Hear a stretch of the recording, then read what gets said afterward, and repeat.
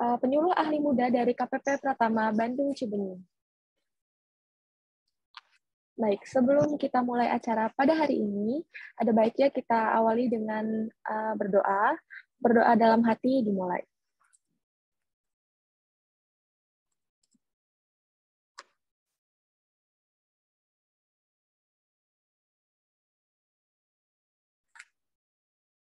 Baik. Oh iya, sebelumnya saya ingin memperkenalkan diri. Saya Kania Laili Salsabila. Saya asisten penyuluh pajak terampil dari KPP Pratama Bandung Cibenying. Oke, selanjutnya kita akan masuk ke rangkaian acara selanjutnya, yaitu menyanyikan lagu Indonesia Raya. Kepada Bapak Ibu, dimohon untuk berdiri.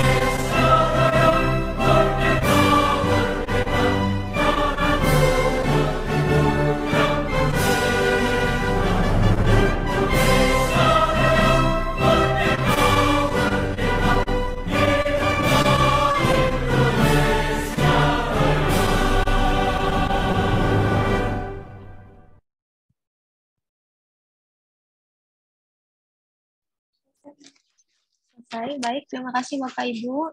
Silakan untuk duduk kembali.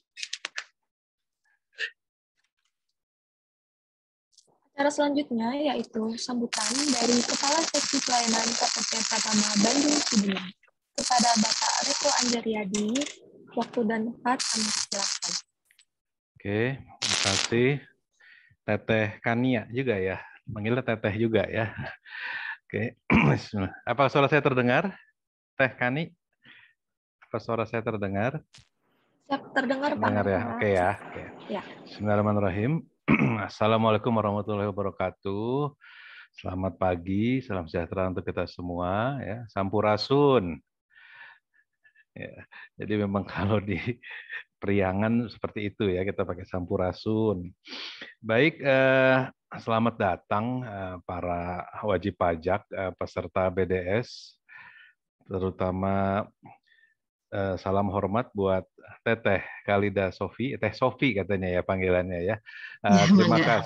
Terima kasih Teh Sofi sudah berkenan hadir menjadi pembicara, menjadi narasumber, menjadi motivator juga mungkin dari para wajib pajak kami di KPP Pratama Bandung Cibenying. Senang sekali Teteh bisa gabung dan bisa sharing mudah-mudahan dan membantu membesarkan bisnis para wajib pajak ya. Sesuai dengan judulnya business development berarti membantu mengembangkan bisnis from zero to hero ya, dari nol ya, siapa tahu bisa motivasi dan bisa menjadi besar bisnisnya, menjadi hero.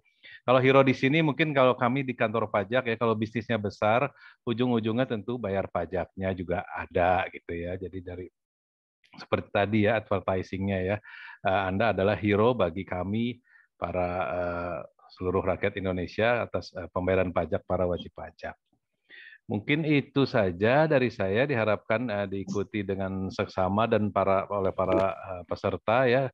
Tolong manfaatkan banget ini ya, ada Teh Sophie di sini, karena sosmed atau mengembangkan brand melalui media online ini tidak mudah juga ya. Saya sering juga ditanya, saya sudah melakukan followernya sudah ada, tapi ternyata supaya ini ada trik dan tripsnya sendiri yang mungkin memang harus pelakunya ya. Kalau pakai baca buku saja sih, bikin web segala macam, desainnya segala macam ya mungkin engagementnya mungkin lebih dibesarkan lagi. Nanti mungkin Teh Sophie akan memberikan kiat-kiatnya dan manfaatkan juga. Nanti Teh Kenny juga nanti akan Teh Kenny, ada hadiah mungkin ya bagi para peserta yang menjawab yang terbaik tentunya ya. Jadi mohon aktif BDS supaya kita tepat guna dan hasil guna dan membantu bisnis development Anda semua. Mungkin itu saja dari saya. Sekali lagi terima kasih Teh Sophie. Mohon bimbingannya bagi kami di sini ya. Terima kasih atas kerjasamanya. Saya akhiri. Wabillahi taufiq wal hidayah. Wassalamualaikum warahmatullahi wabarakatuh. Waalaikumsalam warahmatullahi wabarakatuh. Terima kasih Bapak Reto atas sambutannya. Baik, ini kita sepertinya langsung masuk saja ke tanya jawab. Tapi sebelumnya saya mau menyapa Teh Sophie dulu nih. Selamat pagi Teh Sophie. Selamat pagi Kak Dia, apa kabarnya? Oh, harusnya aku yang nanya nih. Kita aku MC-nya Teh Sophie. Teh Sophie gimana kabarnya Teh? Alhamdulillah sehat. Alhamdulillah. Gimana suara saya terdengar jelas nggak ini? Agak resek-resek Kak. Oh, agak resek-resek ya. Masih kersek-kersek? Udah berkurang ya. Udah cukup ya. Oke. Teh Sophie, kabarnya baik ya hari ini. Teh Sophie belum liburan ya untungnya Teh. Alhamdulillah, kayaknya kalau UMKM belum ada libur sih. Oh, belum ya? Kebetulan kalau misalnya sekarang justru momentum ya, karena kan menjelang payday sale, menjelang akhir tahun tuh kita suka bikin promo juga.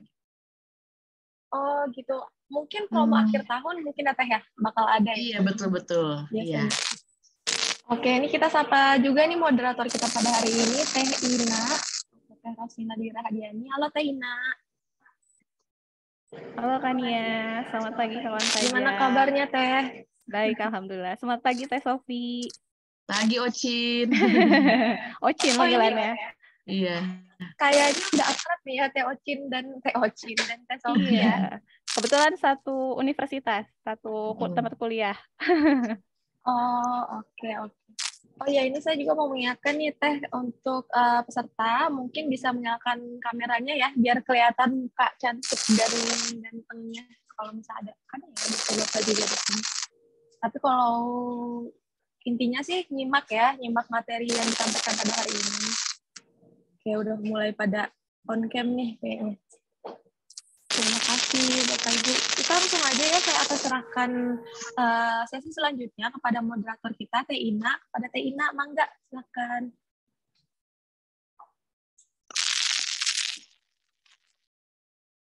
Baik, Assalamualaikum warahmatullahi wabarakatuh. Selamat pagi kawan pajak. Selamat pagi juga kepada narasumber kita, Teh Halida Sophia ya, selaku founder dari Sophia Modesty Group ya Teh ya.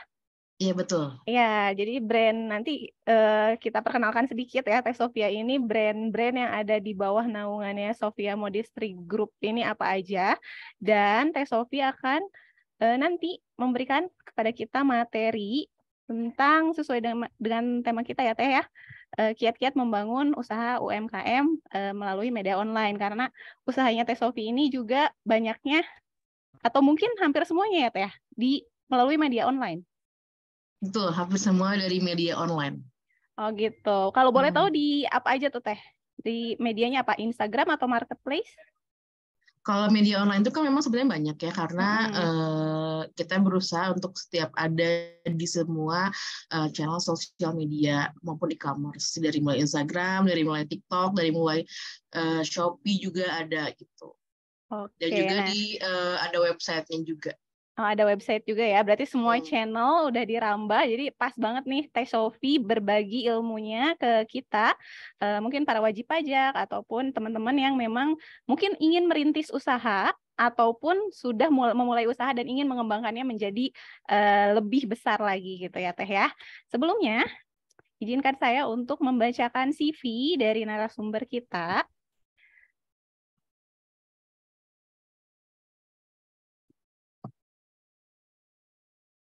Bentar.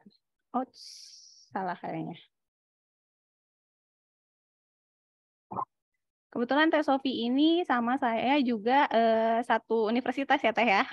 Iya, Dari betul-betul. Universitas Pendidikan Indonesia, dan saya tahu banget Teh Sofi ini udah memulai usahanya dari semenjak menjadi mahasiswa. Jadi luar biasa banget ya, udah lebih dari 10 tahun mungkin ya Teh? Iya, betul-betul. Ya, ini CV-nya saya bacakan ya. Nama adalah Halida Sofia SE AK MAK. Beliau lahir di Bandung 23 Januari tahun 1990 dan beralamat di Kota Bandung ya, di Jalan Awi Bitung. Nah, untuk educational background-nya, universitasnya pendidikan S1 ditempuh di Universitas Pendidikan Indonesia, jurusan akuntansi. Kemudian mengambil PPAK ya Teh, profesi akuntansi juga di Universitas Widya Tama, dan juga mengenyam pendidikan di Magister Akuntansi Universitas Widya Tama di tahun 2013 sampai 2015. Untuk pengalaman kerjanya, wah, jadi sebelumnya pernah kerja juga Teh ya, sebelum usaha sambil kerja gitu Teh ya. Iya, betul. Luar biasa, ini ada pengalaman kerja di KAP ya, Kantor Akuntan Publik Joseph Munte Bandung sebagai auditor junior. Kemudian menjadi founder dari Dresofia mulai tahun 2009 dan juga founder dari Kurva Sofia dan Jeju Chips sebagai bagian dari Sofia Modesty Indonesia. Sekarang menjabat sebagai Creative Director of Dresofia and Kurva by Sofia. Untuk penghargaannya atau achievement-nya di tahun 2019 terpilih Dresofia terpilih menjadi salah satu dari 20 modest fashion oleh Marka Mari dan Becraft. Luar biasa ya capaiannya ya untuk pengusaha muda kita, narasumber kita hari ini. Nah, kalau kayak gitu tidak berlama-lama lagi, untuk berikutnya kita berikan kepada Teh Sofia untuk menyampaikan materi. Silakan Teh Sofia.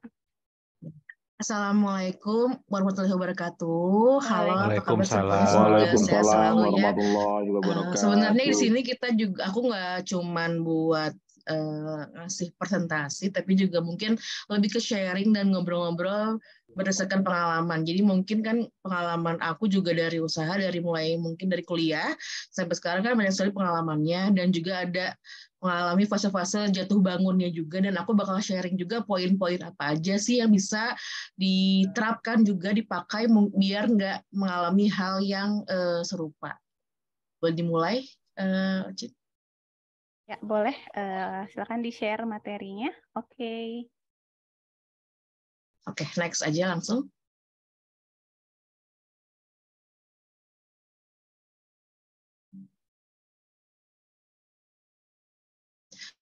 Jadi kenapa sih memulai memulai usahanya dari bidang online? Jadi sebenarnya itu saya itu memulai usaha itu dari sejak mahasiswa di kuliah di kampus UPI.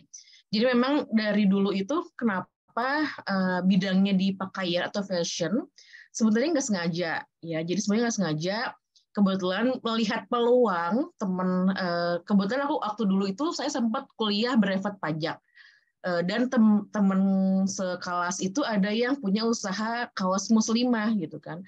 Akhirnya karena nanya-nanya nih apakah bisa jadi reseller atau enggak, saya cobain jadi resellernya dia, dan minim resiko ya kalau jadi reseller itu. Dan kalau misalnya enggak terjual pun bisa diretur atau diganti dengan motif yang lain. Jadi melihat peluang aja sih yang ada gitu kan, punya teman yang bisa kita jualin produknya.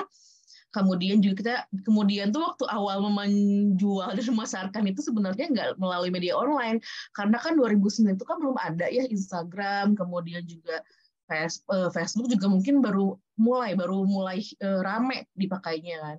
Jadi saya itu memulainya itu dengan menjual baju tersebut tuh sekeliling kampus, jadi ditawarkan satu persatu. Memang sebenarnya efektif nggak sih berjualan langsung gitu kan, apalagi di kampus ya, yang notabene mungkin uang sakunya pas-pasan kan. Tapi sebenarnya waktu di awal itu saya tidak berpikir bahwa pengen laris atau pengen laku, tapi yang saya pengenkan itu adalah bisa mengalahkan rasa ketakutan saya dalam berwirausaha. Karena jujur dari kecil tuh selalu kayak takut kalau jualan tuh takut ditolak ya, takut rugi, takut ditolak sama orang-orang yang kayak lu apa sih gitu kan ya gitu.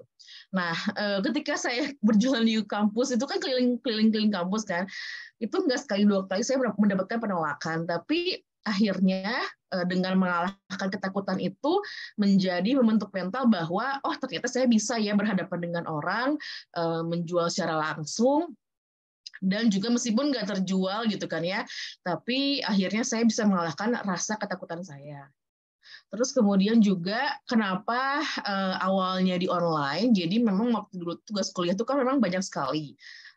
Daripada saya bolak-balik ke warnet, saya beli modem, daripada modem itu dipakai buat Facebookan terus kan ya, akhirnya saya coba pakai buat, coba deh dipasarkan di Facebook, kira-kira berminat nggak ya? Mungkin teman-teman juga ada yang pengen beli mungkin dari luar daerah, akhirnya saya coba melalui media Facebook dulu pertama. Jadi dari akun pribadi Facebook dulu, saya coba foto dengan ala kadarnya ya, masih dengan handphone, masih dengan beli patung manekin gitu di pasar gitu kan, supaya bisa terlihat visualnya apa sih produk yang dijual.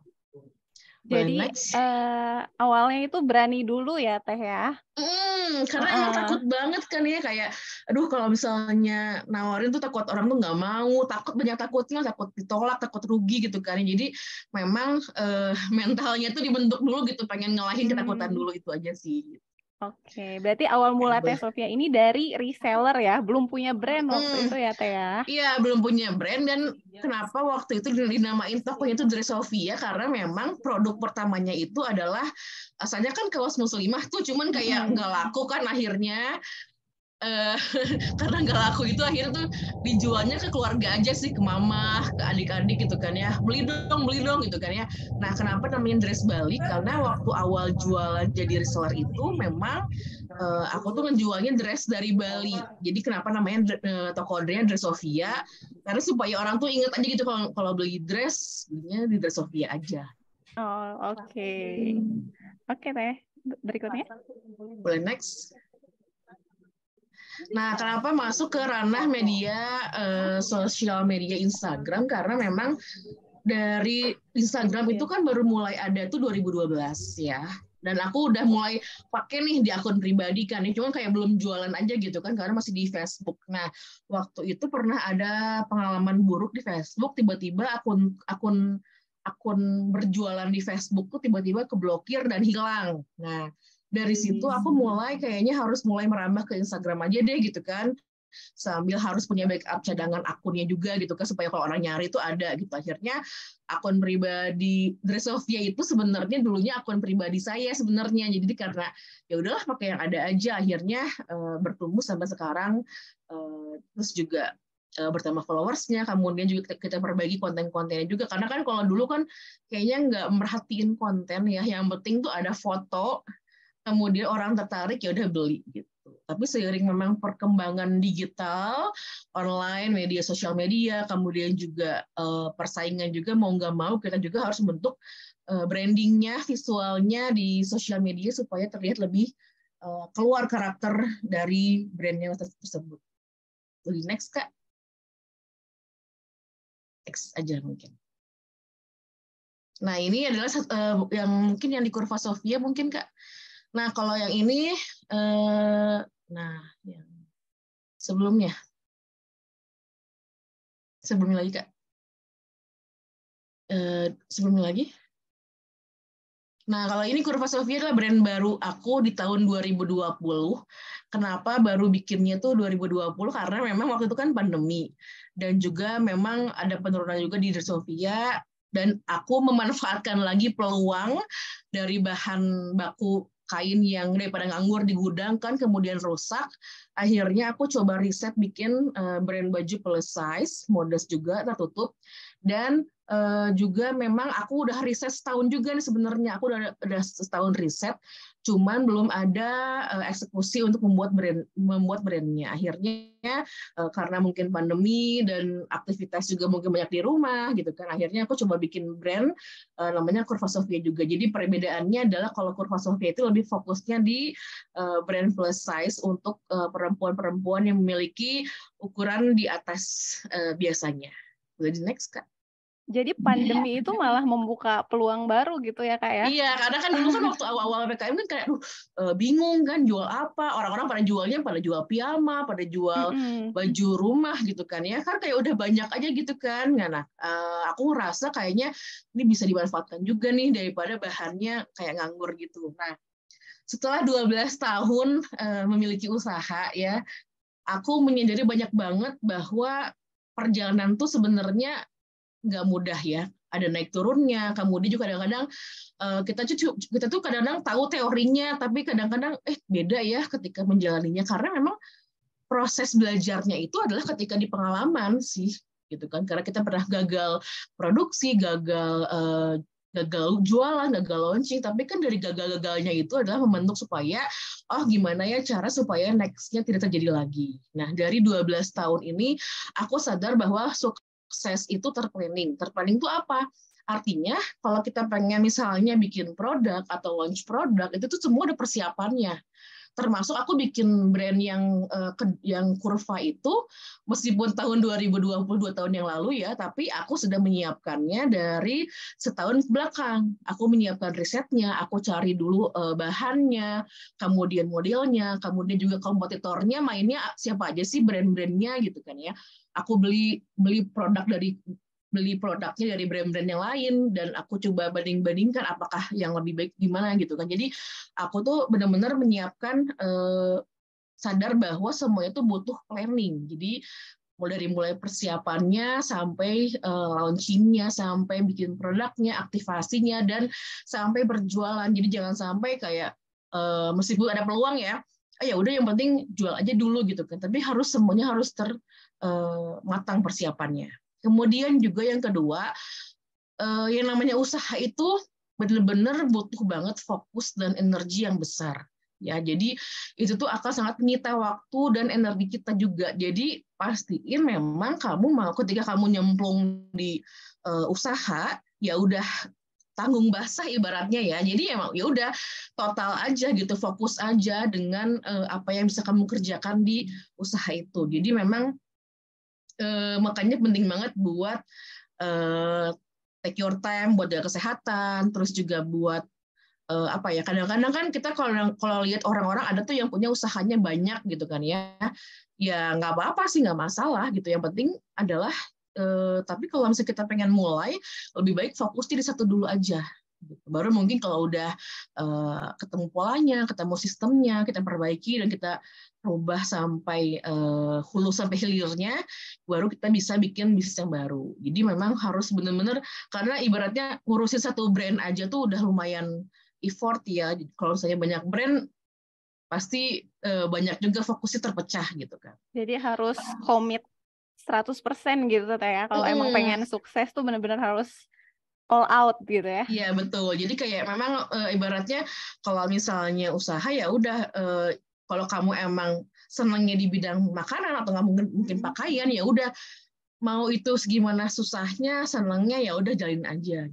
Terus kemudian yang ketiga, punya spesialisasi di bidang tertentu. Apa sih maksudnya? Jadi gini, kadang-kadang kan kita nggak dipungkiri ya, sekarang berkembangnya digital media, online, sosial media tuh semakin banyak banget yang berjualan. Jadi kamu tuh harus punya, brand kamu itu harus punya karakter dan cirinya. Misalnya nih kalau makanan, makanannya itu ciri khasnya itu di ayam goreng misalnya, atau mungkin di oseng merconnya misalnya. Jadi emang ketika orang inget brandnya, ingetnya brand kamu gitu. Misalnya ya, aku dari awal brandingnya itu dari Sofia itu adalah fokusnya di dress. Jadi ketika orang ingetnya, kalau orang pengen beli dress, ingetnya dari Sofia.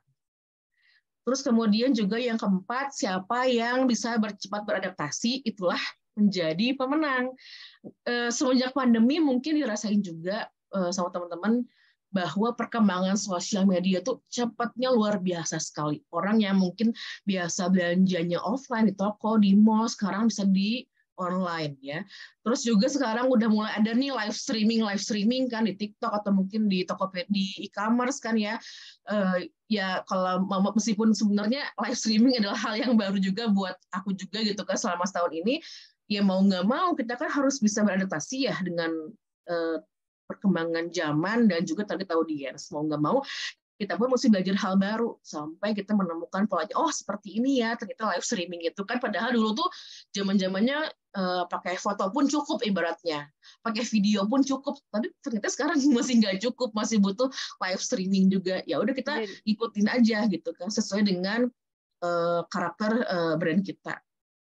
Kemudian jadi kayak Tanah Abang pindah ke ini ya, pindah ke media sosial betul. Gitu ya, jualannya. Bahkan aku juga sempat lihat kayak toko-toko ya, kayak Jogja Supermarket ya, dan lain-lain. Mereka sekarang udah live streaming di TikTok. Oh iya Teh. Betul, karena memang pasarnya udah gede ya di TikTok itu sekarang. Padahal sebenarnya kan mereka jualan offline juga udah rame ibaratnya ya gitu kan. Tapi memang mau nggak mau ya harus ngikutin juga gitu. Sekarang yang terbaru juga kayak Informa juga udah live streaming juga ternyata di e-commerce TikTok juga gitu. Kemudian juga yang berikutnya finance, accounting, dan data adalah your new best friend. Gak dipungkiri, mungkin malas juga ya, aduh pusing lihat angka gitu kan, atau nggak ngerti gitu kan ya. Nah awal-awal juga aku tuh nggak menganggap bahwa ini tuh hal yang penting, tapi ternyata itu paling penting. Kenapa? Karena ibaratnya dengan kita punya laporan keuangan, itu seperti kita punya data hasil rekam medis usaha kita. Jadi memang waktu di awal-awal kan kayak nggak pernah mikirin ya, kayak ya udah deh jalin aja dulu kan ya. Tapi ternyata dengan pengalaman itu bikin kita jadi jauh susah berkembangnya. Kalau dari mulai disiplin kita memulai dengan memisahkan uang pribadi dengan uang usaha ya, kemudian juga kita kalau misalnya emang pusing nyatetnya gitu kan, inputnya ya udah kita bisa hire juga mungkin dengan orang accounting yang bisa bantu juga. Bahkan sekarang tuh udah ada konsultan juga buat menyusun laporan keuangan juga dengan harga yang affordable buat UMKM. Kemudian yang terakhir adalah never ending process, karena memang yang namanya usaha itu kalau kita pengen benar-benar bisa selalu survive ya, selalu ada gitu, karena mempertahankan usaha itu lebih sulit dibanding dengan membangun. Jadi memang harus terus belajar hal baru, meskipun sebenarnya bukan kesukaan kita deh, bukan ranah kita, aku mah nggak suka gitu kan, tapi ya mau nggak mau dengan perkembangan zaman, kemudian juga dengan berkembangnya digital media online, mau nggak mau pun belajar hal baru. Misalnya contohnya sekarang Instagram udah bisa ada fitur baru nih, ada Reels kah, ada video kah gitu kan, mau nggak mau kita mesti belajar juga nih ibaratnya gitu kan, kayak gimana sih cara pakainya, cara postingnya seperti apa gitu kan, atau mungkin cara beriklannya seperti apa. Bagi next. Nah, gimana sih cara memotivasi untuk memulai dan menjalankan dan mempertahankan bisnis? Yang pertama adalah pastinya usaha kita tuh harus punya tujuan dulu. Tujuannya baik jangka pendek maupun jangka panjang, dan juga dengan tujuan dari personalnya. Apa sih sebenarnya yang bikin memicu gitu loh? Kenapa sih harus usaha? Karena sebenarnya kan mungkin kalau pengen mendapatkan uang ya, bekerja pun bisa sebenarnya. Tapi mungkin kan dengan kondisi setiap orang berbeda-beda. Misalnya nih kalau aku dulu kenapa memilih usaha dibanding bekerja, karena memang waktu itu kan dulu kan nikahnya muda.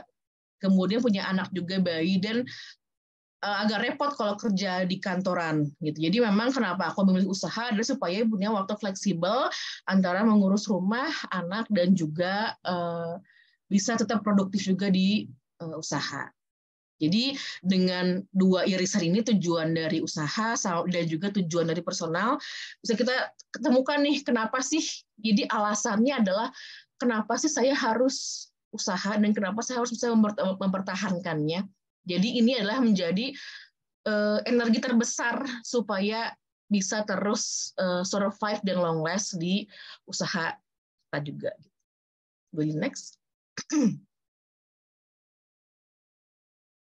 Nah, kalau untuk bikin goals dan targetnya sebenarnya bisa banget misalnya nih ya, tahun 2022 misalnya per tahunnya penjualannya 120 juta gitu kan. Nah, kita mesti bisa punya target juga misalnya 5 tahun ke depan atau mungkin berapa puluh tahun ke depan, berapa sih target kita setahun ya.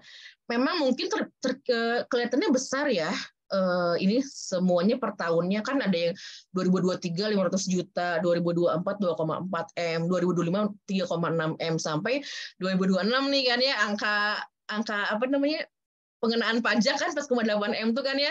Nah, ini tuh bisa di 2026. Tapi mungkin besar ya kelihatannya. Tapi kalau kita breakdown dari mulai ini tuh menjadi per 3 bulan, per bulan sampai per hari, ini tuh bisa menjadi target juga nih, target penjualan kita juga. Boleh next, Kak. Nanti kita bakal lihat ya seperti apa sih.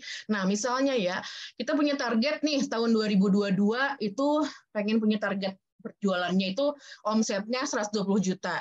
Nah, gimanakah strateginya? Oh, ternyata harus ada di online store misalnya, atau mungkin di e-commerce ya, atau mungkin misalnya dengan live streaming kah, dengan endorsement kah, dengan iklan kah, gitu. Nah, ini strateginya. Nah, ketika kita punya target yang berikutnya itu di tahun 2023 pengen punya targetnya 500 juta misalnya setahun ya ini ya. Kita bisa bikin susun strateginya juga. Oh, mungkin harus ada di toko-toko di seluruh Indonesia misalnya, atau kita mungkin dengan sistem consignment ya, atau menitipkan produknya di toko-toko. Misalnya kalau kalau produknya makanan nih, snack, bisa kita titipin ke toko oleh-oleh misalnya, atau mungkin ke toko-toko makanan juga gitu.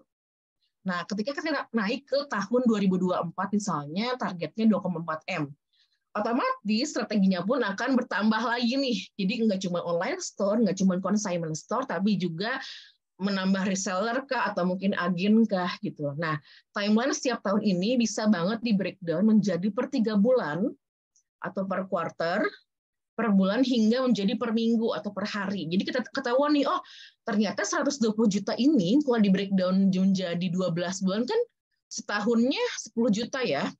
Setahun sebulan 10 juta kan. Berarti per harinya itu harus bisa minimal menjual omsetnya tuh per harinya 3.500.000, 3.300.000 lah sekitar segitu aja. Jadi sebenarnya kalau kita breakdown per hari pun akan menjadi lebih kecil dan menjadi target-target kita menjadi lebih mudah dicapainya. Boleh next, Kak. Nah, bagaimana sih agar bisa bertahan bisnisnya dan bisa meningkatkan penjualan? Tadi kan aku udah menjelaskan mengenai personal goal atau mungkin tujuannya ya. Tujuan personal mungkin pengen bisa memperbaiki ekonomi atau mungkin bisa menjadi sumber tambahan atau mungkin pengen nyekolahin anak misalnya ya. Nah, kalau kita punya tahu tujuan goals-nya kita gitu kan ya, otomatis kita pun akan tahan lama mengerjakan bisnisnya. Jadi maupun segimana sulitnya usaha bisnis, kalau kita tahu, oh saya kan usaha ini kan pengen misalnya untuk menghajikan orang tua atau mungkin pengen anaknya sekolah sampai jenjang kuliah misalnya gitu kan. Nah, kalau kita tahu nih alasan-alasan kita buat terus mengerjakan bisnis, otomatis juga kita bakal survive lah, ibaratnya mau itu susah senang bakal kita terus pertahankan dan kita jalankan. Jadi penting banget ya punya tujuan bisnisnya dan tujuan personalnya supaya semangatnya itu tahan lama ibaratnya gitu. Karena kan kadang-kadang kita ngerasa capek, ya udah kalau capek istirahat aja dulu, tapi jangan berhenti.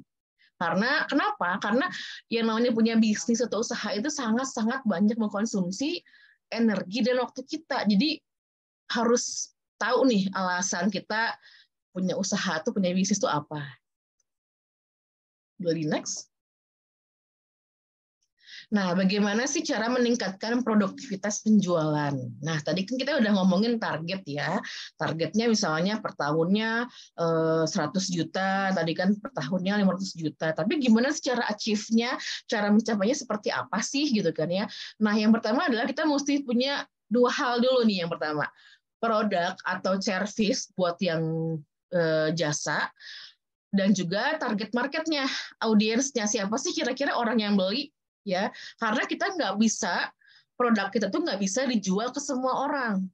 Ya, tidak semua orang itu akan membeli produk kita, tapi gimana caranya?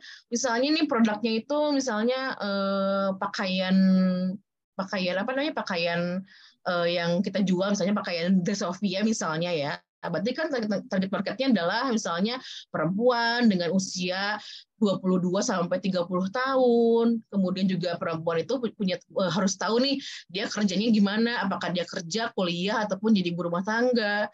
Mereka sukanya warna apa dan juga mereka punya kebiasaan apa. Nah, yang paling penting tadi aku udah jelasin juga bahwa kita mesti punya spesialisasi produk supaya brandnya mudah diingat atau mudah nempel ke ingatan konsumen. Karena seperti aku bilang, kita nggak mungkin punya produk yang bisa dijual ke semua orang. Jadi penting banget punya target market yang spesifik juga buat kitanya. Misalnya nih kalau saya produknya makanan, berarti kan target marketnya misalnya siapa? Perempuan, laki-laki, usianya berapa, mereka tinggal di mana, domisilinya, kebiasaannya apa nih, kemudian juga mereka sukanya makan apa, itu penting banget juga. Supaya tahu nih bahwa kalau konsumen aku tuh sukanya makanannya yang pedas misalnya, atau nggak sukanya makanannya yang nggak pedas deh. Karena biar kita pun bikin produknya sesuai dengan pembeli kita. Boleh next. Nah, tadi kan kita udah ngomongin produk juga ya. Apa sih sebenarnya cara kita membuat produk itu seperti apa? Nah, pertama adalah dimulai dari sesuatu yang kamu suka dulu. Misalnya nih, aku sukanya makan bakso misalnya ya. Aku mah dasarnya makan bakso misalnya. Kemudian something you can consume atau wear. Aku tuh makan bakso hampir tiap minggu nih gitu kan. Tapi aku tuh pengen jualan bakso tapi nggak tahu siapa yang bisa bikinnya. Aku nggak bisa masak misalnya. Ya udah nyari orang yang bisa bikin jago bikin bakso misalnya ya, jago bikin bakso, atau enggak mungkin nyari koki atau enggak chef mungkin yang bisa bikin makanan kita gitu kan. Kemudian yang terakhir kita harus tahu kita tuh mau ngejualnya ke siapa. Oh, target marketnya kalau jualan bakso itu ke ibu-ibu misalnya, ibu-ibu yang lagi nungguin anaknya sekolah, berarti berjualnya di dekat sekolah misalnya. Jadi memang harus tahu juga dari sesuatu yang kamu suka, dari sesuatu yang kamu emang konsumsi juga gitu kan ya. Jadi jangan sampai kamu jual produknya, tapi kamu nggak mau pakai, kamu nggak mau konsumsi produknya gitu kan. Jangan lupa buat menambahkan unique selling point atau USP. Apa sih unique selling point itu? Karena supaya ada pembeda antara jualannya kita dengan jualannya orang lain. Karena kalau jualannya sama, itu pasti akan ada yang namanya persaingan harga atau banting-bantingan harga. Nah, kalau kita punya unik selling point nih ya, keunikan dari produk kita, pasti juga kita akan bisa memberikan harganya nggak yang banting-bantingan juga harganya. Dan yang juga sama core value-nya, nilai tambah nih misalnya nih, mungkin kita ngasih pelayanannya yang fast respon, dan juga langsung dikirim kalau misalnya produk baju gitu kan ya. Jadi yang kayak gini tuh penting banget supaya kita bisa mempertahankan bisnisnya dan juga mempertahankan usia produknya. Boleh next, Kak. Nah, gimana sih cara mengidentifikasi customer ya? Aku tuh nggak tahu sebenarnya selama ini tuh siapa sih yang beli produk aku misalnya gitu kan ya. Nah, ini penting juga nih ya. Mungkin selama ini nggak pernah tersadarkan. Aku tuh selalu banget ya hampir tiap tahun dari Sophia itu ngadain riset ke customer-nya. Karena kadang-kadang kan customer tuh bergeser ya, ada yang baru atau mungkin yang lama udah nggak beli lagi gitu kan. Nah, penting banget buat kita buat tahu siapa customer kita, dari mulai apa usianya ya, apakah dia usianya 18-24 atau mungkin 25-30 atau mungkin di atas 30 tahun ya kan, atau dia milenial kah atau Gen Z kah. Kemudian juga pekerjaannya apa, apakah dia masih mahasiswa kuliah gitu kan ya, apakah mereka ibu rumah tangga atau udah bekerja, atau mungkin sudah berkeluarga, udah punya anak atau belum. Gendernya nih kalau produk aku pasti gendernya perempuan. Kalau misalnya makanan kan misalnya gendernya perempuan ataupun laki-laki. Kemudian juga domisili nih harus tahu juga nih yang beli itu dari mana sih, dari Jakarta kah, Jabodetabek kah, atau mungkin ternyata dari luar pulau ternyata. Ini penting banget juga. supaya tahu nih, karena kebiasaan tiap daerah itu berbeda-beda. Oh ternyata yang banyaknya beli produk aku itu misalnya dari orang luar pulau nih, berarti kita harus benar-benar nyediain baju yang memang nggak panas tapi juga dingin, adem bahannya gitu misalnya. Kemudian juga hobi nih, misalnya hobinya apa? Oh hobinya itu memang suka belanja online. Belanjanya di mana belinya biasanya? Apakah belinya di website kah? Atau beli di WhatsApp? Ataupun belinya di e-commerce misalnya. Harus tahu sampai spesifik itu gitu kan. Kemudian juga interest, oh senangnya kalau baju sukanya warna apa? Apakah warna-warna gelap kah? Warna pastel kah, atau mungkin warna-warna netral kayak coklat, putih, hitam gitu kan. Kemudian juga buying behavior-nya, biasanya berapa sih spend dia kalau belanja? Apakah dia nge-spend-nya tiap belanja 100.000, 500.000, atau mungkin 1 juta? Ini buat tahu kemampuan dan daya belinya juga. Yang terakhir, kalau bisa sih kayak pendapatan. Biasanya pun kalau orang kan nggak mau nge-share ya pendapatannya. Biasanya aku ngasih kayak range gitu loh. Kalau di Google Docs kayak pendapatannya berapa? 0 sampai 5 juta kah? Atau nggak sampai berapa? Supaya tahu juga begitu bahwa oh ternyata kita bisa memposisikan brand kita tuh di mana. Misalnya nih pendapatannya misalnya menengah ke atas. Oh berarti brand kita tuh harus kita naikin value brandingnya supaya kita menjadi brandnya yang emang middle ke atas dengan harga-harga yang premium misalnya. Nah, semakin detail, semakin baik. Karena apa? Ini tuh tidak hanya untuk kepentingan kita bikin produk, tapi juga buat kita cara brandingnya, memposisikan brand kita tuh di mana. Apakah kita brandnya mau yang menengah ke bawah kah, menengah ke atas, atau mungkin di mana. Dan juga untuk tahu, oh audiensnya ada di mana. Oh kalau usia-usia Gen Z itu pasti dia ada di sosial media, di semuanya ada gitu kan misalnya ya. Atau enggak ternyata usianya milenial nih, 30 ke atas sudah pasti punya Instagram dan Facebook misalnya. Dengan tahu usia ini kita tahu gimana sih bikin kontennya. Oh kalau misalnya audiensnya ibu-ibu muda, kontennya kayak gimana. Kalau audiensnya laki-laki, kontennya seperti apa, atau mungkin audiensnya misalnya Gen Z nih mahasiswa, anak kuliahan yang masih muda, oh kontennya seperti apa, itu beda-beda juga. Jadi penting banget buat tahu siapa customer kita. Next. Nah, aku biasanya dari tahu siapa customer kita itu bakal bisa dibikin juga strategi marketingnya, dari mulai ads misalnya di Instagram, di YouTube ataupun di e-commerce lain, kemudian endorsement juga. Sekarang kan mungkin kalau misalnya untuk baju atau mungkin makanan, aku tahunya sih ya baju dan makanan ya, suka ada blogernya, food blogernya, atau mungkin influencernya, selebgramnya gitu kan ya. Nah, kalau saya produk makanan mungkin siapa sih influencernya, atau mungkin yang orang-orang yang terkenalnya yang bisa nge-review makanan misalnya gitu.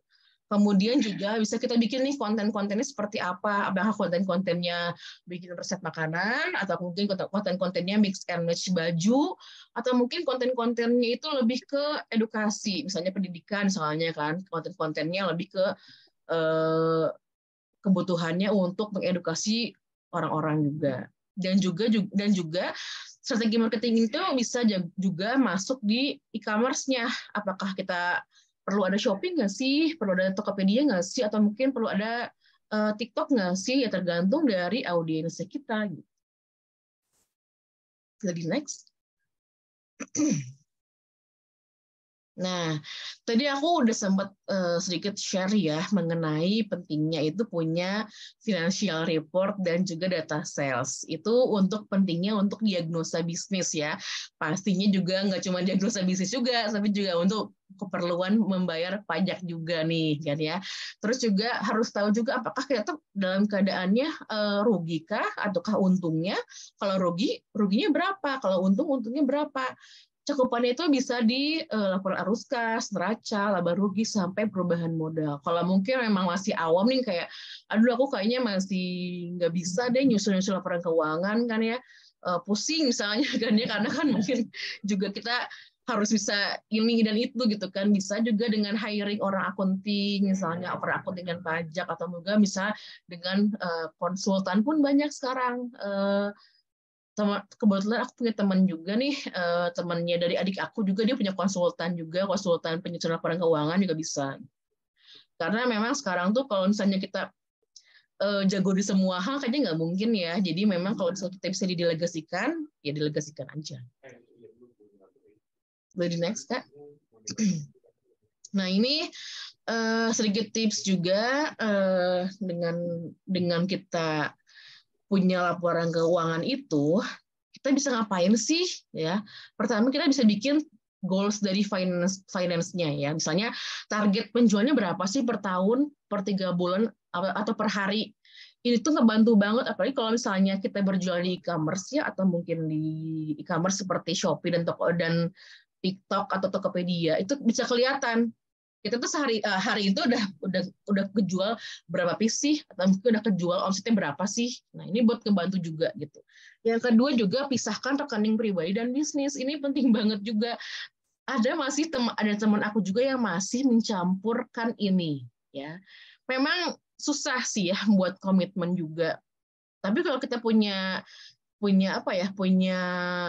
komitmen buat pengen membesarkan usaha dan juga pengen merapikan pencatatan, penting banget buat dipisahkan rekening pribadi dan bisnis. Jadi ibaratnya gini, misalnya nih ya, meskipun aku punya usaha, aku yang punya usahanya, tapi di usaha aku ini, aku nggak bisa seenaknya ngambil uang.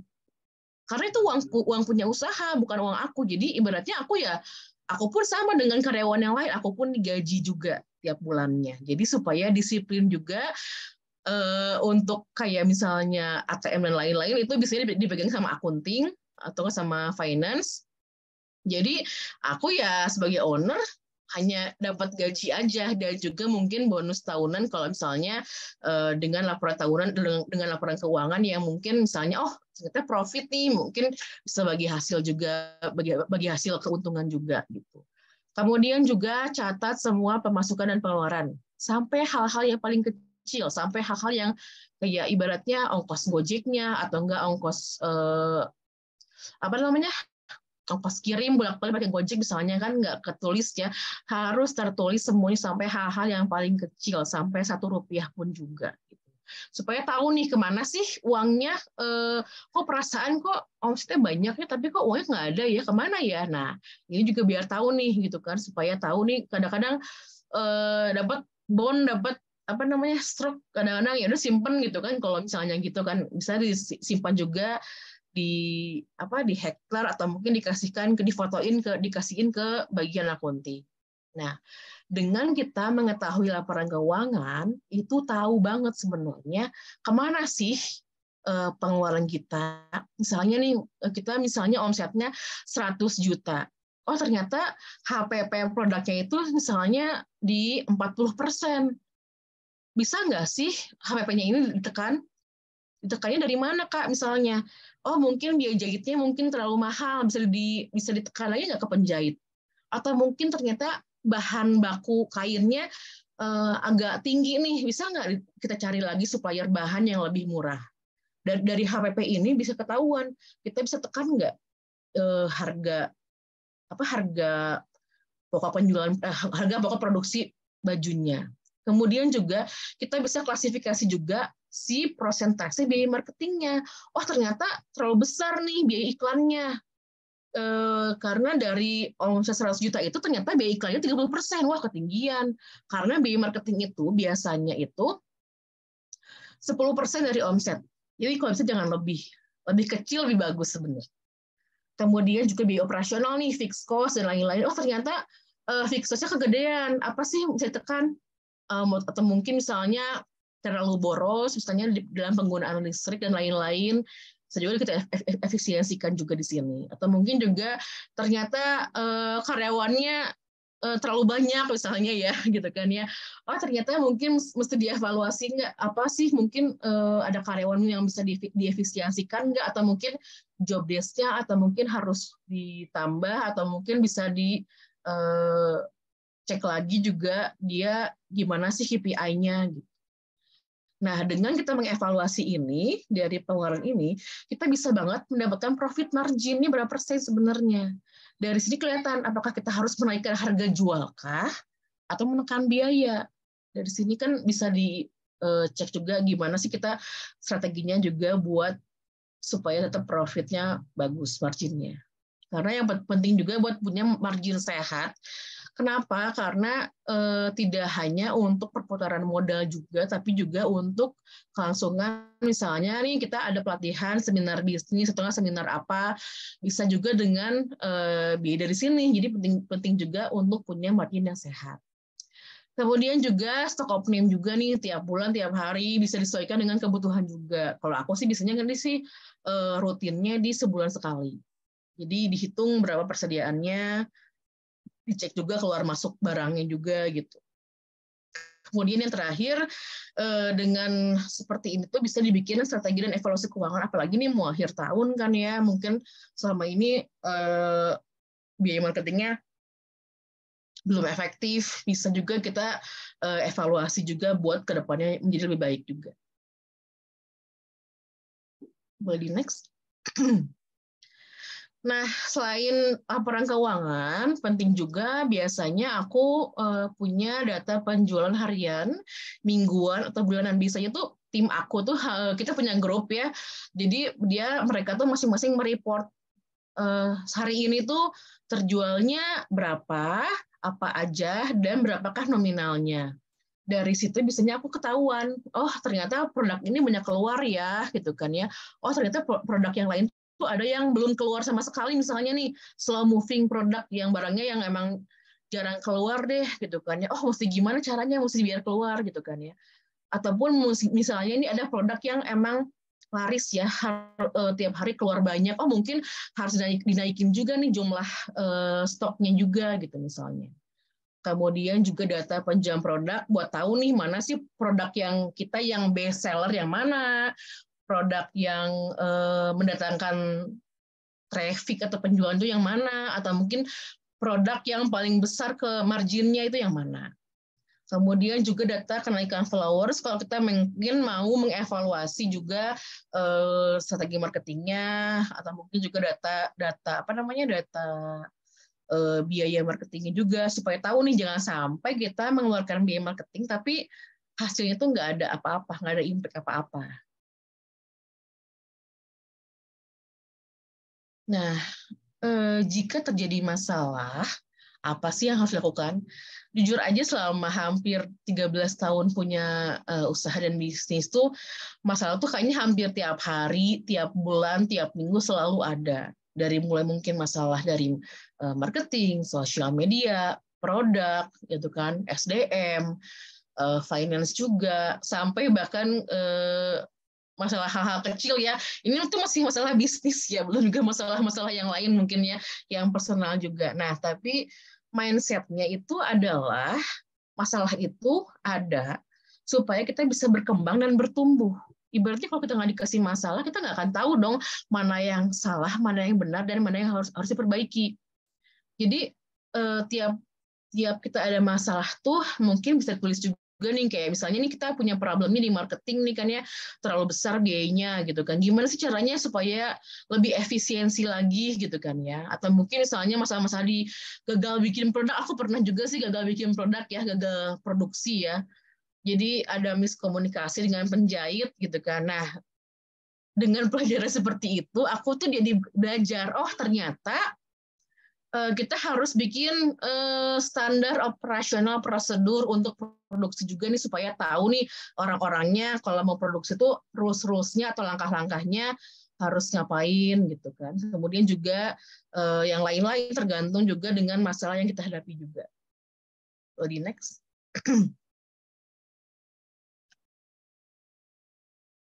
Ada yang kelewat nggak Kak tadi? Coba bisa kayak ada yang kelewat deh. Oh, nah, bagaimana sih move on dari masalah? Yang pertama kita mesti terima dulu nih, misalnya nih aku nih kemarin pernah beberapa tahun yang lalu pernah gagal produksi, ya udah terima dulu aja gitu kan ya. Memang kalau dinilai dengan nominal ada rugi, kerugian ada, tapi dengan kita menerima itu bisa jadi kita lebih ikhlas lah ibaratnya gitu kan ya. Kemudian juga find peace in yourself. Nggak dipungkiri ya, menjadi entrepreneur itu lebih mudah, banyak stresnya ya. Banyak penelitian juga, ada yang terkena depresi juga gitu kan. Jadi kalau bisa meskipun kita sibuk nih gitu kan ya, bikin juga rutinitas seperti misalnya hobinya masak nih, ya udah masak supaya kita nggak terlalu banyak stres, atau mungkin kalau aku lagi ada masalah tuh kita mungkin bisa nyarinya olahraga atau mungkin masak atau mungkin hobi-hobi yang lain. Nah, kemudian dari masalah itu kita identifikasi nih, belajar dari kesalahan apa sih yang harus dievaluasi, ya kan? Dan yang terakhir juga fokus pada solusinya. Apa sih solusinya? Karena jangan sampai cuma dipikirin dong, tapi nggak ada solusinya juga. Teh Sofi, sebelum kita lanjut lagi, ini ada wajib pajak yang ingin bertanya nih Teh. Boleh nanya dulu ya Teh, karena yang bersangkutan katanya mau persiapan sholat Jumat juga nih Teh. Mangga. Boleh ya, boleh Ya. dipersilahkan kepada wajib pajak yang ingin bertanya. Silakan mengacungkan raise hand dan membuka videonya. Oke, silakan Bapak Adi Kusnadi ya Pak ya. Silakan pertanyaannya Pak. Mohon maaf Pak, belum terdengar suaranya.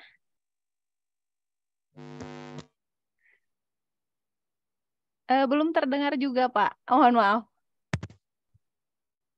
Assalamualaikum, apakah sudah terdengar Bu? Ya, waalaikumsalam warahmatullahi wabarakatuh. Sudah terdengar Bapak, ya. Silakan pertanyaannya. Ya, terima kasih Ibu. Ibu dan juga Teteh, saya mau bertanya, saya kan baru memulai usaha nih, saya belum memulai usaha sendiri, melainkan reseller atau dropshipper lah. Nah, ketika sosial media kita followersnya masih sedikit, lalu kita sudah berupaya seperti menautkan link dari Linktree kepada beberapa marketplace kita. Sebagai contoh, kalau boleh disebut, saya berjualan di Tokopedia dan Shopee, itu tuh engagement-nya masih kecil, padahal saya itu sudah melakukan usaha, salah satunya memberikan promosi voucher dan lain-lain, tapi jangankan untuk yang membeli, untuk melihat produk saya pun di salah satu e-commerce itu tidak ada yang melihat. Nah, bagaimana strateginya Teh? Dan pertama itu, bagaimana mendapatkan trust dari si customer itu? Karena kan kalau di e-commerce atau marketplace, yang pertama dilihat pasti review dari produknya dulu. Sementara produk kita belum ada yang membeli. Sudah cukup itu Ibu, terima kasih. Kalau boleh tahu produknya apa ya? Saya itu reseller atau dropshipper dari produk Adidas Teh. Jadi kan si Adidas suka ada Harbolnas nih, kebetulan itu hobi saya juga. Nah, jadi saya menjual beberapa barang koleksi saya lagi, dan itu baru semua seperti itu Teteh. Oke, baik. Berarti baru ya, bukan yang pre-love ya? Sebetulnya dicampur juga Teh, tapi kebanyakan baru seperti itu. Mau langsung dijawab aja Teh, Sofi? Boleh Mangga. Boleh, ya, silakan. Nah, kalau misalnya untuk kalau produk itu kan berarti kan udah punya brandnya, ibaratnya Adidas kan udah punya nama besarnya ya, udah pasti mungkin setahu aku dia udah punya beberapa authorized bekerja sama dengan e-commerce seperti Zalora dan lain-lain. Nah, kalau menurut aku sih bisa juga nih mulai dari mungkin brandingnya branding tokonya di sosial media dulu aja, di Instagram. Karena dari Instagram itu bisa kita kasih juga nih, misalnya karena kalau e-commerce kan emang ketika orang datang tuh emang dia nyarinya di search gitu kan, search engine kan, cari sepatu Adidas misalnya, ya kan ya. Nah, sementara ini tuh kan sepatunya udah ada brandnya. Kalau menurut aku sih lebih baik buat bikin tokonya aja. Namanya misalnya nih tokonya toko apa yang saya namanya ya? Tokonya toko Aji Mumpung misalnya ya, contohnya ya. Kita bikin toko Aji Mumpung nih. Toko Aji Mumpung ini ada di Instagram misalnya, Aji Mumpung Store misalnya ya. Nah, kita bisa bikin juga nih di tokonya di Instagram. Kemudian kita bikinnya seperti misalnya bikin reviewnya, kemudian juga kita kasih nama nih, ini Adidas jenisnya jenis apa sih? Apakah dia yang terbaru kah, atau mungkin yang limited edition misalnya gitu kan ya. Nah, dari situ Kak Adi itu bisa nge-branding si nama tokonya, toko Aji Mumpungnya. Aku juga pernah sebenarnya melihat beberapa online shop di Instagram, dia tuh jualnya brand-brand tas yang mungkin udah punya branded ya gitu kan, tapi dia bisa membranding tokonya tuh dengan cukup baik gitu kan, otomatis juga memudahkan juga dia. Biasanya kalau udah oke nih, misalnya nih, toko Aji Mumpungnya udah review udah bagus, kemudian juga misalnya masih belum ada yang lihat juga nih, bisa cobain mungkin beriklan juga di Instagram. Misalnya kalau di Instagram tuh iklannya kalau nggak salah itu berapa ya spend budgetnya sehari dulu tuh, kalau sehari sih dulu 10.000 ya, 10.000 20.000, tapi nggak tahu sekarang. Nah, cuman juga mungkin perlu hati-hati juga nih kadang-kadang kalau kita ngejual produk yang udah ada brandnya, takutnya ada diindikasikan palsu ya, karena setahu aku sih kemarin ada pelatihan dari TikTok Indonesia, TikTok Shop, itu kita tuh nggak boleh ngejual barang-barang palsu. Jadi khawatirnya itu memang kalau misalnya di e-commerce gitu diindikasikan palsu, meskipun sebenarnya asli ya kan ya, asli kan. Tapi ya memang kalau menurut aku sih mendingan di sosial media dulu aja sih Kak. Mungkin di Twitter Kak, di Instagram Kak, karena kalau misalnya di e-commerce tuh ketat banget, bahkan ibaratnya kita menyebut nama Adidas sih saat lagi live aja itu udah kena ban dari TikTok-nya. Atau enggak misalnya kita ada logo Dior atau logo Chanel nih di baju gamisnya misalnya ya, itu udah kena. Jadi memang harus tahu juga rules-nya mungkin di e-commerce seperti apa. Aku kurang tahu sih kalau rules-nya di Shopee seperti apa. Tapi kalau di TikTok seperti itu, Kak. Jadi mungkin bisa di branding juga tokonya dari Twitter atau mungkin dari Instagram, bikin tweet kalau di Twitter tuh kayak review-review atau mungkin bisa bikin video reviewnya gitu. Misalnya nih ya, contoh kontennya nih kalau di Instagram. Gimana sih cara membedakan Adidas yang asli dan yang KW misalnya? Ya. Itu kan sebenarnya tips buat orang supaya orang jadi tahu. Tapi kan secara nggak sengaja itu kan jadi konten soft selling ya. Lebih mudah sih mungkin dari sosial media, dari Instagramnya dulu aja sih Kak. Betul. Iya, soalnya saya agak bingung juga karena kan produk yang saya jual itu kebanyakan harganya di bawah retail. Dan saya pun belinya original dari seperti Lazada Mall, Shopee Mall, ketika Harbolnas kayak gitu. Nah, saya masih bingung terutama di Shopee. Kalau Tokopedia sih alhamdulillah ada beberapa transaksi gitu, ataupun tidak ada transaksi, produknya sudah dilihat. Tapi di Shopee udah promosi pakai voucher toko dan lain-lain, itu masih tidak ada yang lihat. Itu aja sih Teteh.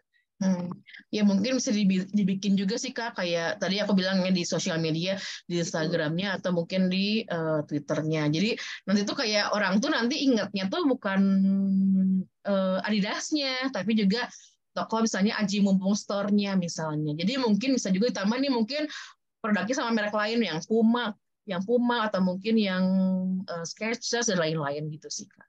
Baik. Iya, jadi bikin branding dulu untuk store-nya ya Teh, dan ya, reach out ke customer atau calon customer yang ada di media sosial ya. Jadi bikin brandingnya dulu gitu. Jadi kalau misalnya mau nyari sepatu Puma, Adidas dan lain-lain dengan harga miring, langsung nyarinya Aji Mumpung Store gitu Teh. Betul. Iya. Oke, sudah cukup Pak Adi untuk sudah jawabannya? cukup Ibu, sama Teteh juga terima kasih atas jawabannya. Sekaligus saya pamit undur diri, harus persiapan sholat Jumat. Baik, terima kasih atas Pak. sharingnya. Iya, terima kasih atas pertanyaannya Pak, dan terima kasih telah bergabung di acara hari ini. Nah, mari kita lanjutkan ke materi yang tadi sedang diberikan ke Teh Sofi ya. Mungkin masih ada beberapa materi lagi, sedikit lagi kita lanjutkan. Silakan operator untuk ditayangkan. Nah, tadi aku sempat share juga ya tentang banyak banget kalau yang namanya usaha tuh banyak banget masalahnya kan ya. Nah, penting juga untuk bikin juga tujuannya, strateginya tiap tahun diupdate juga, entah itu strategi marketing, strategi keuangan, atau mungkin strategi produknya. Kita implementasikan dan kita evaluasi. Jangan lupa untuk cari celah kesempatan dan peluang. Harus lihat juga nih peluang-peluangnya sekarang yang lagi rame apa misalnya nih kan, kemarin kayak misalnya nih lagi rame TikTok, sebenarnya aku nggak mau deh jual di TikTok kan ya, alay misalnya kan ya, tapi ternyata audiensnya itu banyak sekali nih gitu kan ya. Jadi mau nggak mau kita harus belajar juga sama hal-hal yang baru. Beri next Kak. Nah ini ya perjalanannya Jadi kalau misalnya Kak, aku terbatas banget nih modelnya, Kak, aku nggak bisa bikin baju, Kak, aku misalnya nggak bisa jahit, sama aku pun nggak bisa jahit sebenarnya ya. Sampai sekarang pun aku nggak bisa menjahit, ya nggak bisa ngejahit. Tapi dari perjalanan aku dari tahun 2009 sampai 2022 ini memang transformasinya tuh jauh banget ya, dari mulai dress Bali, jualan sweater, sampai jualan jaket pakai model-modelnya orang-orang bule ya kan ya, biar kayak brand global, kemudian sampai jual banting setir ke fashion muslim, ke jual kaftan, sampai akhirnya punya identitas brand sendiri ya, lebih ke arah Korea, supaya orang tuh ingetnya tuh nempel gitu. Kalau misalnya ingetnya baju Korea, ingetnya dari Sofia, ingetnya hanbok, ingetnya dari Sofia. Jadi kurang lebih transformasinya memang ini banget, jauh banget ya, tapi ya semuanya berproses aja sih. Lagi next, Kak. Udah ya? Ya, paling sekian dari itu aja sih dari aku. Yang mau nanya, yang mau ngobrol-ngobrol, boleh sharing-sharing aja. Makasih, Kak. Oke, terima kasih Kak Sofi atau Teh Sofi ya, untuk materinya luar biasa lengkap banget ya, mulai dari tahap menentukan tujuan dulu nih, tujuan kita berusaha itu apa gitu ya, biar nanti usahanya bisa long last, bisa bertahan terus apapun masalahnya, kemudian kita juga bikin perencanaannya, kemudian strateginya, targetnya, kemudian laporan keuangan dan lain-lainnya, termasuk masalah-masalah yang dihadapi dan bagaimana mengatasinya tadi udah dijelaskan ya sama Teh Sofi. Nah, buat para peserta, para wajib pajak yang ingin bertanya ataupun ingin sharing dengan Teh Sofi, kami persilahkan. Akan ada souvenir dan door prize yang akan dibelikan ya untuk penanya. Silakan, ada yang ingin bertanya? Atau saya dulu deh Teh yang bertanya ya. Mangga. Karena tadi kan kalau misalnya kita tuh kan harus sespesifik mungkin gitu ya, kalau tadi kata Teh Sofi, untuk menentukan produknya, target marketnya gitu ya, untuk tahu posisi kita tuh di mana gitu ya. Nah, itu tuh harus spesifik apa sih Teh? Apakah mungkin kayak tadi kan dibilang warna bajunya apakah bold, apakah soft, atau seluas apa gitu? Apakah itu tuh mempengaruhi penjualan nggak Teh? Misalnya makin luas pasarnya, makin penjualannya makin besar, atau justru makin sempit produk kita, kayak misalnya udah baju muslim dengan warna soft misalnya dengan harga 300.000 sampai 500.000 misalnya. Nah, itu tuh udah sangat spesifik kan Teh ya. Nah, itu malah justru memperbesar kemungkinan penjualan. Nah, itu gimana Teh? Atau malah seluas-luasnya aja? Sebenarnya gini ya, kalau misalnya produk baju itu kan dia sebenarnya sih mungkin modelnya tuh kayaknya agak mirip-mirip ya. Kalau sekarang sih aku lihatnya banyak yang mirip-mirip ya. Tapi pentingnya kita punya spesifik itu adalah misalnya nih, oh ternyata dia jualnya fashion muslim. Dia punya karakternya mungkin beda. Oh, dia lebih ke warna-warna pastel ya. Yang lain tuh warna-warnanya mungkin warna gelap atau mungkin warna-warna netral. Oh, ternyata ciri khasnya itu dia di motif. Punya motif-motifnya unik, jadi nggak pasaran, atau misalnya dia mungkin punya detailnya di bagian kerahnya atau seperti apa, atau mungkin ternyata dia lebih simple modelnya tapi dia punya detailnya ruffles-nya gitu. Jadi memang supaya apa ya, lebih kayak spesifik itu sebenarnya buat bisa jadi ngebedain aja sih dari yang lain gitu, supaya kita tuh nggak sama jualnya dengan yang lain juga. Karena kan kalau sama pasti ada, nggak dipungkiri, kan udah zaman e-commerce ya, pasti ada ngebanding-bandingin dong. Misalnya di yang lain kok kemeja yang kayak gini kok lebih murah ya gitu kan. Atau mungkin kita punya keunggulan di bahannya ya, bahannya itu yang memang yang bahannya dingin, nggak panas dan nggak gampang kusut, pakai bahan tencel misalnya gitu kan ya. Otomatis kita punya apa ya, punya kelebihan dibanding sama yang lain yang emang mungkin di yang lain lebih murah karena mungkin kan bahannya juga mungkin nggak sebagus yang kita gitu.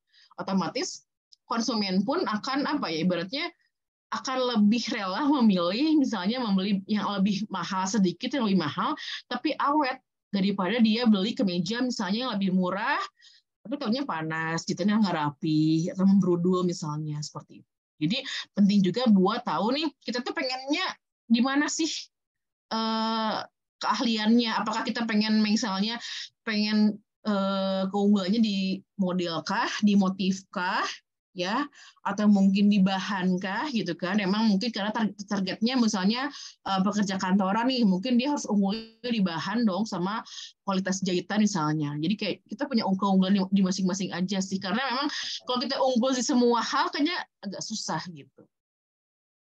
Oke, jadi kalau lebih spesifik itu lebih gampang diingat sama target market kita dan makin jadi kalau misalnya nyari itu ya pasti dia ke situ gitu Teh ya. Betul. Udah lebih gampang diingat. Oke, Teh ini kayaknya ada pertanyaan dari wajib pajak ya, Kak Bintang ya. Aku tertarik untuk berbisnis, tapi kalau untuk membangun sendiri dari awal, kemungkinan agak berat. Aku prefer untuk cari partner bisnis supaya modalnya nggak besar. Gimana caranya untuk mencari teman bisnis yang bisa dipercaya? Karena katanya milih partner itu harus selektif. Nah, mungkin ini tadi belum dibahas ya, Teh, tentang partner bisnis nih. Apakah kita bisa berjalan sendiri atau gimana tipsnya untuk mencari partner bisnis kita? Boleh. Sebenarnya aku pun dari awal nggak punya partner ya, sendirian banget, semuanya sendirian sampai aku tuh pernah waktu kuliah kayaknya sih ya, aku tuh harus ngebungkus paket baju buat dikirim ke Kalimantan. Tapi karena aku tuh nggak pernah packing baju ya. Dulu kan sibuknya kuliah kan ya, sampai aku tuh pertama kali packing baju tuh nangis, tau nggak sih? Packing doang nangis gitu kan ibaratnya, karena nggak bisa kan ngebungkus kado aja udah nggak bisa gitu kan ya. Nah kalau misalnya memang pengen nyari partner memang nggak mudah sih, karena kadang-kadang ada temen ya tapi ya udah temen doang, nggak cocok buat jadiin partner gitu. Kalau kamu pengen mulai sendiri ya coba aja sendiri dulu aja gitu, karena kalau saya pengen yang nyari modalnya agak besar itu bisa juga kayak Kak Adi tadi tuh jadi reseller dulu aja misalnya, atau enggak misalnya jadi dropshipper dulu misalnya kalau pengen mulai gitu. Karena memulai itu nggak harus dengan hal-hal yang besar, dari mulai hal yang kecil pun udah bisa sebenarnya. Dan nanti seiring kita mulai berjalannya usaha, nanti insya Allah pasti kita akan ditemu sama orang-orang yang mungkin punya partner yang sejalan, yang sevisi, yang ibaratnya aku punya teman juga nih, misalnya dia tuh temennya itu dia ngurusin keuangannya, operasionalnya, yang lain ada yang ngurusin misalnya ngurusin marketingnya, ngurusin penjualannya juga. Jadi ibaratnya punya partner tuh bagi-bagi tugas aja sebenarnya sih. Kan kalau saya sendiri kan dikerjain semua sendiri ya. Kalau punya partner tuh ibaratnya dia bagian apanya, bagian produksinya, kita bagian jualannya. Kalau pengen modal yang nggak begitu besar sebenarnya nggak harus dari partner sih, atau mungkin nyari teman atau mungkin saudara atau keluarga yang mau mungkin jadi investornya pun bisa sebenarnya. Gitu. Atau enggak misalnya kalau pengen yang nggak begitu besar juga bisa jadi reseller, atau mungkin bisa jadi apa ya, mulai dengan hal-hal yang paling kecil dulu aja sih. Aku juga dulu jualan itu beli dress Bali itu modalnya cuman 600.000 dari tabungan aku yang sisa itu sebenarnya. Jadi nggak dengan hal-hal yang besar sih sebenarnya. Jadi yang penting mulai aja dulu Teh ya, untuk partner dan modal itu bisa sambil berjalan gitu, nanti mungkin akan datang dengan sendirinya ya. Betul. Oke, tapi mungkin tips untuk Kak Bintang tadi, tentukan dulu tujuannya dan personal goal atau bisnis goalnya apa gitu ya, biar kuat gitu ya dalam memulai usahanya ya Teh. Dan mungkin tadi tips-tips yang lain juga dari Teh Sofi yang udah disampaikan. Terus misalnya kalau misalnya emang senangnya, aku mah senangnya makan, senangnya masak, siapa tahu jadi peluang juga kan ya, bisa bikin misalnya open PO makanan. Jadi emang makanya kenapa aku bilang mulai dari hal-hal yang kita sukai, supaya kita tuh terjunnya tuh benar-benar total banget. Dari mulai kita susah, capek, sedihnya tuh kita ngerasain banget lah, sampai kita tuh emang total aja sih, totalitas aja sih di usahanya gitu. Mungkin tadi kaitannya sama passion ya. Jadi kalau misalnya yang terdekat tuh sesuai dengan passionnya kita gitu kayak ya Kak Sofi. Iya, betul. Oke, gitu ya Kak Bintang ya. Oh, Kak Bintang senangnya makan nih. Nah, tadi ya bisa cobain jualan makanan atau masak makanan ya. Nah, ini ada pertanyaan lagi ya dari... Iya, apalagi sekarang kan banyak banget ya resep-resep di YouTube ya. Oh iya, dari sharing-sharing resep gitu juga mungkin bisa Jadi dalam mulai usaha ya Kak ya. Pertanyaan berikutnya dari Pradirwan HP, mendengar cerita perjalanan bisnisnya mulai jualan di FB sampai menggunakan branding dan lebih profesional. Terkait strategi branding itu harus fleksibel. Di titik apa atau kapan sebetulnya aktivitas brand strategi itu mulai dibuat atau diubah? Nah, wah, berat ya pertanyaannya Teh. Udah mulai. Jadi dimulai di titik apa Teh mulai membangun sebuah brand Resovia? Karena kan awalnya tadi reseller ya Teh ya. Kemudian berubah jadi lebih spesifik gitu atas brand Restovianya. Nah, ini di titik apa Teh? Iya, betul-betul. Kedengeran nggak ya suaranya ya? Kedengeran Teh. Oh, kedengeran. Jadi, kapan sih kita memulai branding lebih profesional? Kalau aku sih sebenarnya brandingnya itu dari ini aja sih, kita bikin tim konten aja sebenarnya. Gitu. Jadi nggak dipungkiri kan sekarang kan eranya kan konten ya gitu. Jadi kalau aku sih mulai dari mencari desain grafis, meng-hire desain grafis, atau juga meng-hire konten kreator gitu. Jadi seberapa butuhkah di titik kapan? Ya di titik ketika kita sudah menghasilkan penjualan dan profit gitu kan ya. Jadi kalau misalnya penting manakah jualan dulu, branding dulu, jualan dulu ya, cash flow dulu masuk. Kalau misalnya kita branding dulu nih, kita mau menggaji konten kreator atau desain grafis pakai apa kalau nggak ada uangnya? Jadi kalau kata aku sih mendingan penjualan dulu aja sampai kita udah punya cukup cash nih, cukup dana untuk meng-hire desain grafis ataupun konten kreator atau mungkin videographer. Dari situ bisa kita sesuaikan dengan kebutuhan. Aku butuhnya bukan desain grafis tapi konten kreator atau videographer boleh. Jadi disesuaikan dengan budgetnya aja sih. Jadi kapannya itu ya ketika kita sudah melihat laporan keuangannya udah mulai profit dan udah punya dana lebih untuk menambah lagi tim atau mungkin karyawan di bidang konten. Oke, kayak gitu ya untuk brandingnya. Nah mungkin ini juga ada kaitannya pertanyaannya nih Teh, untuk pemilihan media sosial ya. Saya penasaran nih Teh, kalau misalnya media sosial itu kan ada Instagram, ada TikTok gitu ya Teh. Nah ini kalau sekarang ini trennya kayak gimana sih? Pasarnya yang ada di TikTok itu apa? Dan yang ada di Instagram, karena kan kayaknya beda ya. Kalau di TikTok mungkin lebih ke live jualan ya, kayak Tanah Abang itu. Kalau di Instagram kan mungkin lebih ke reels, lebih ke foto-foto yang estetik gitu ya Teh ya. Betul. Jadi ibaratnya kalau kata aku sih kayak Instagram itu misalnya lebih ke sosial media yang bisa buat naikin branding kita. Ya, branding secara visual. Karena kan di Instagram itu kan emang dari awal itu dia bikin Instagram itu kan untuk foto sebenarnya. Jadi kita bisa buat foto misalnya foto makanan, video makanan sebagus mungkin, seestetik mungkin gitu kan ya. Kita bisa juga berinteraksi dengan customer kita di sana gitu kan ya. Kalau di sosial media kayak TikTok dia lebih ke entertain sih sebenarnya.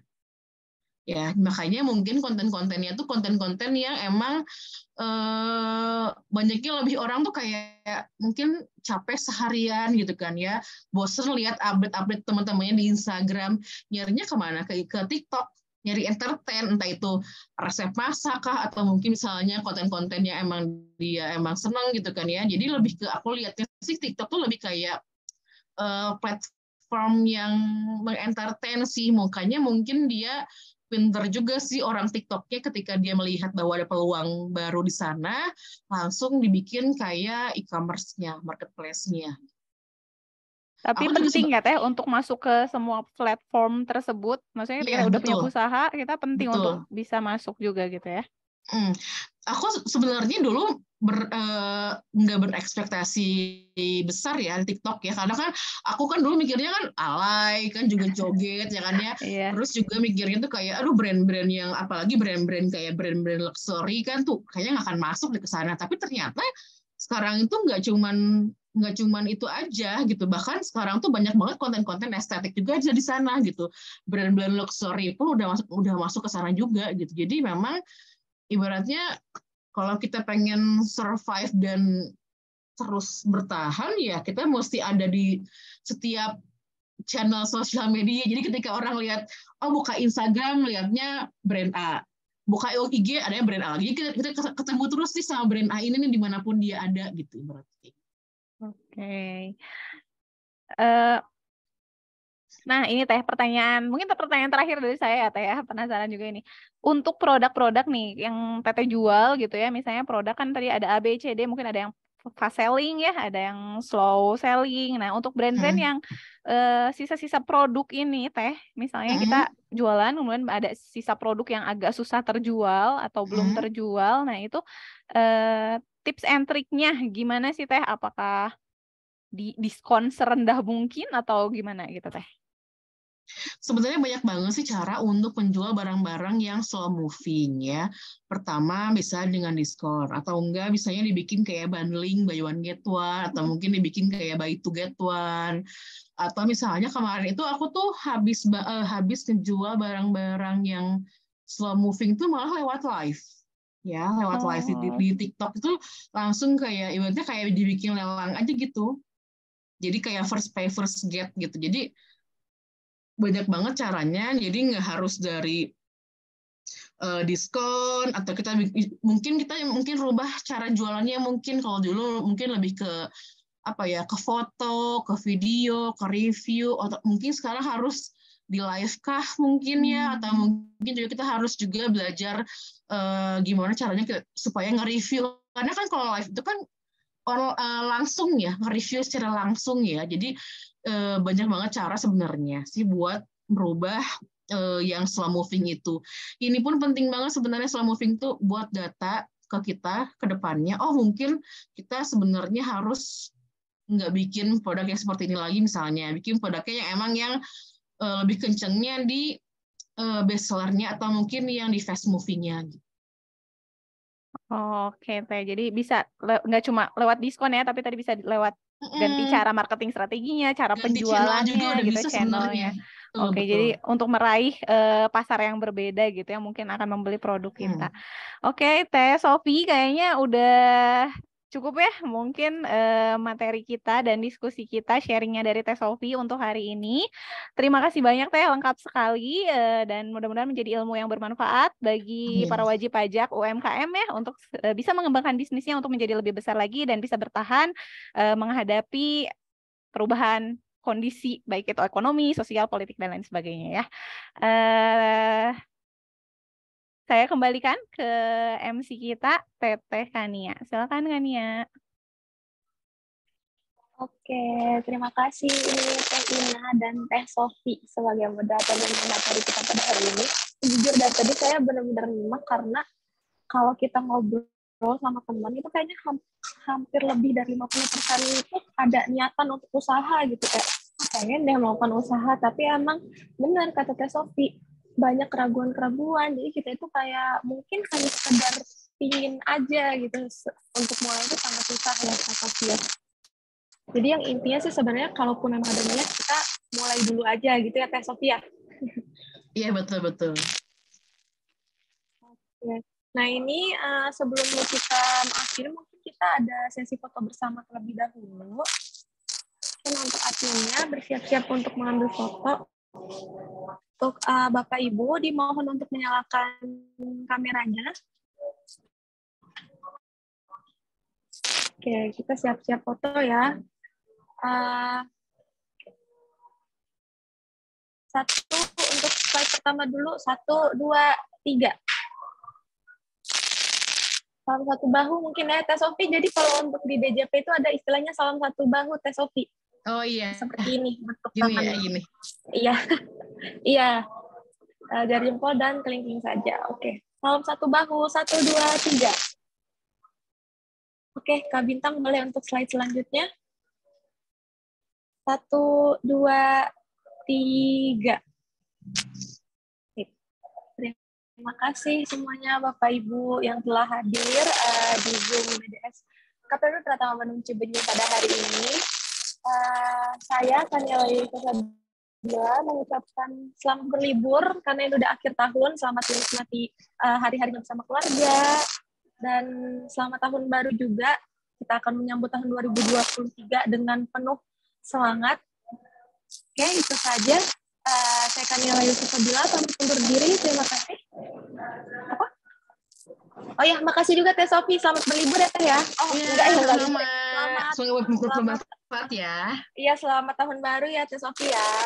Ya, Terima kasih sekali lagi kami ucapkan. Saya tutup. Assalamualaikum warahmatullahi wabarakatuh. Dadah. Waalaikumsalam warahmatullahi wabarakatuh. Thank you ya.